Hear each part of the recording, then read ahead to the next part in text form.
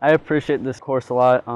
It's probably one of the most challenging ones that we have all year, and it's my last time racing it. I'm going to do my best. I think this course is probably the most challenging course we run. I don't know if it's because we run it so much and it's just like always a constant challenge just by the way it's set up. This is a pretty tough course. It's probably the toughest course I've ever ran, but I usually emphasize the downhills and think that they're really good source of strategy to use, and I just try using downhills as much as I can.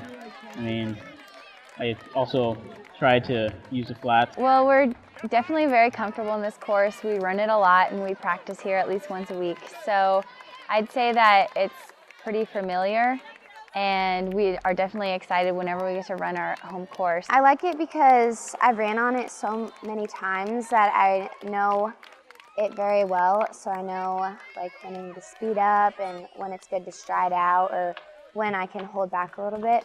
So I'm looking forward to this.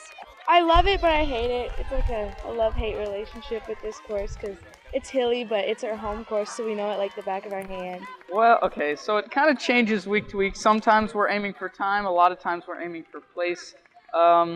Usually it's pretty nerve-wracking, at least I think so, but I kind of just have to assure myself that I'm going to be fine. It's just like practice, you know? I tell them before the race, I go through the race in my head, and I think of the places, like when for example, at the beginning, I kind of try to take it out steady, and then towards the end, I start to pick it up a little bit. And so I just go through the race in my head, and I just tell myself that I can do it. At the beginning, I always start, I want to get out front. Just a good start always helps in the race.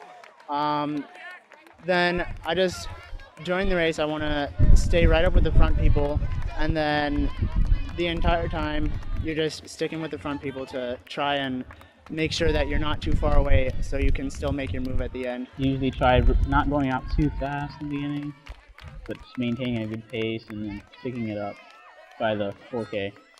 Because there's a huge downhill down by 4K, and that's what I always use.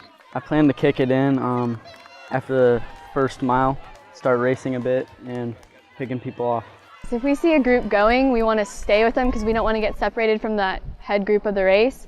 But at the same time, we also know we're out there to run our race, so we have to be smart and know, like, okay, are they going out too fast? Are they going too slow? And just know where to be in the race. Right at the 2,000 meter mark, you're going into the inner 1,000, which is kind of like a dead zone.